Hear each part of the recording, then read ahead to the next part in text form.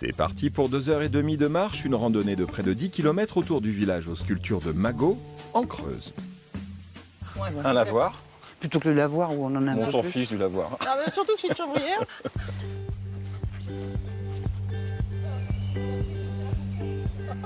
Salomé, une cressonnière.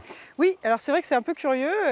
Beaucoup de personnes ne savent pas que le cresson pousse dans l'eau. Voilà, on le consomme en salade habituellement, mais c'est vrai que ça pousse dans l'eau et puis après avec un peu de sable. Aujourd'hui, il n'y a plus de cresson, on peut y trouver des grenouilles. Exactement, aujourd'hui il n'y a plus de cresson, mais c'est vrai que c'est... Si l'eau était pure, on pourrait en réimplanter. Hein. Tout à fait. Et puis maintenant, du coup, c'est vrai qu'il y a toute une faune et une flore dans ce petit point d'eau qui est assez intéressant.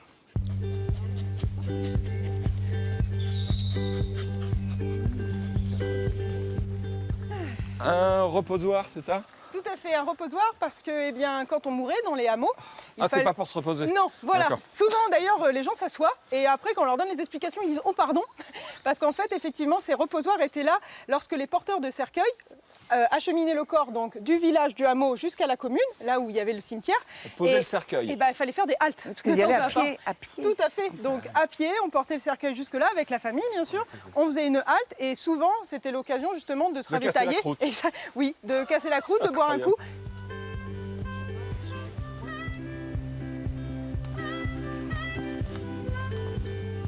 C'est un petit orvet, Un serpent. vraisemblablement un petit maluchet, un petit mâle. Ah, quoique.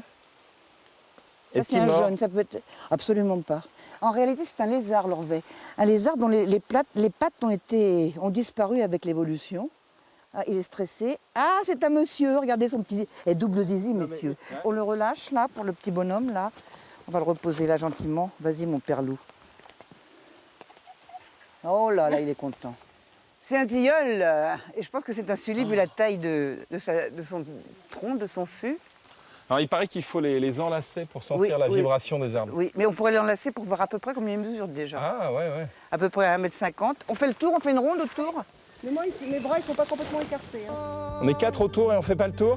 Follow the sun, and which way the wind blows when this day is done.